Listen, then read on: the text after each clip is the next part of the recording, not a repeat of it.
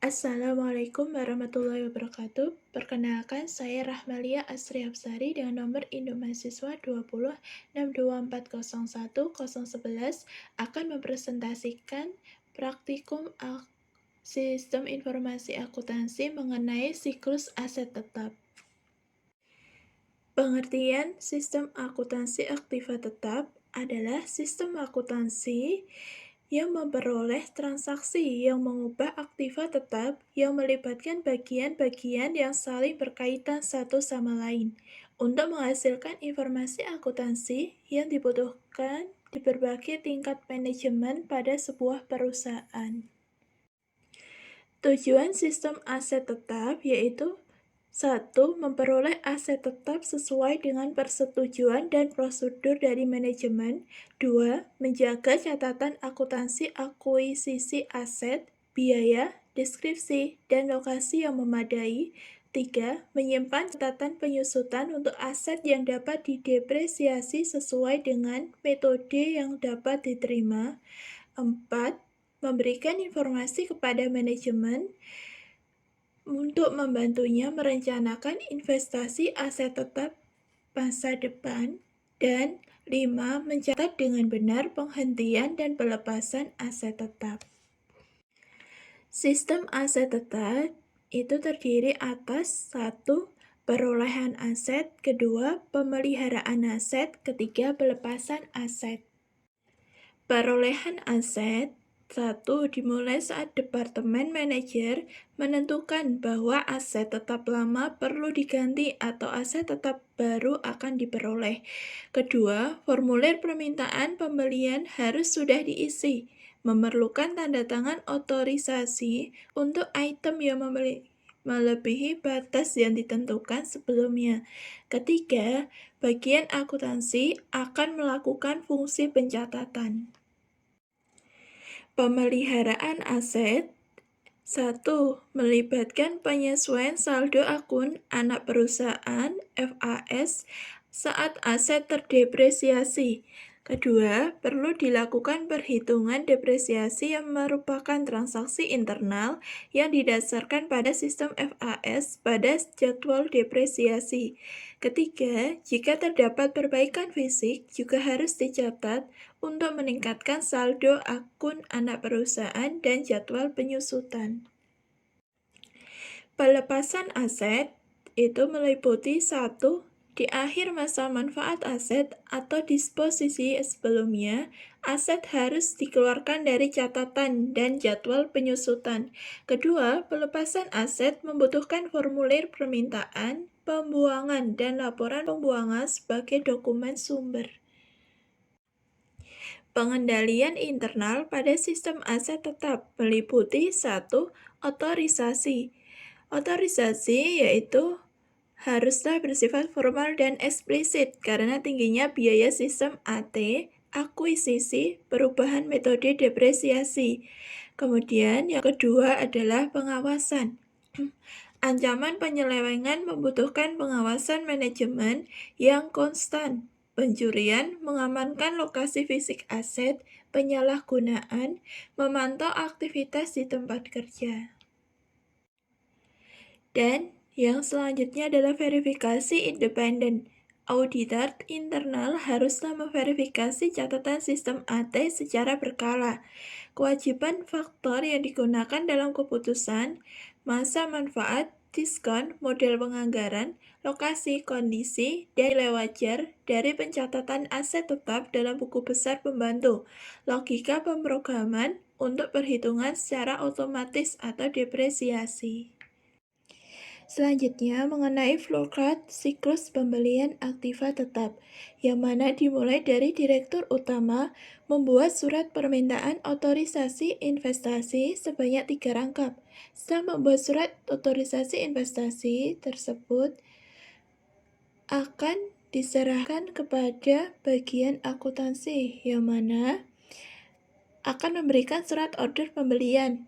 Setelah memberikan surat order pembelian, bagian akuntansi akan membuat laporan penerimaan barang bersamaan dengan diterimanya aktiva tetap. Setelah selesai, bagian akuntansi akan memberikan surat penempatan aktiva tetap. Selanjutnya, mengenai sistem pembelian aktiva tetap bagian pembelian, yang mana surat permintaan otorisasi investasi yang telah masuk akan dibuatkan surat otorisasi investasi, surat permintaan penawaran harga. Setelah itu, bagian akuntansi membuat perbandingan harga.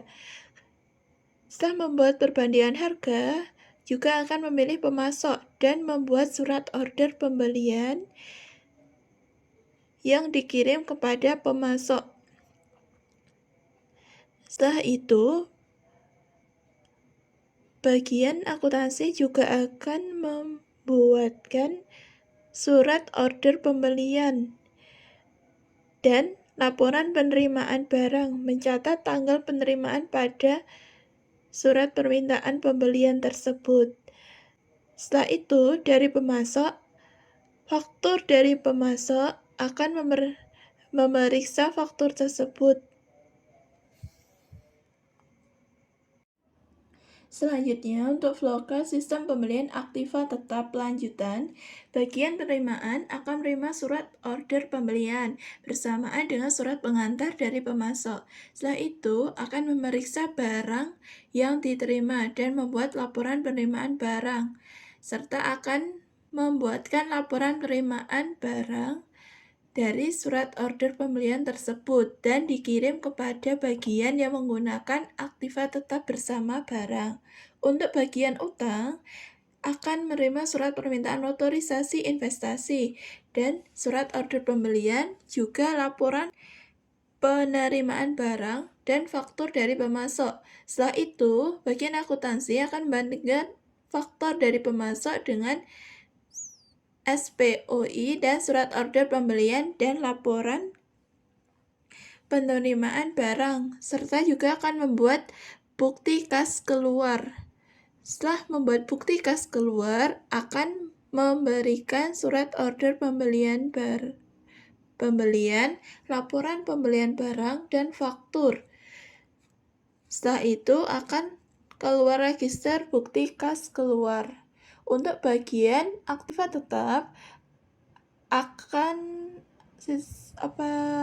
menerima bukti kas keluar, membuat surat penempatan aktiva tetap, dan bagian akuntansi akan menerima surat penempatan aktiva tetap dan bukti kas keluar.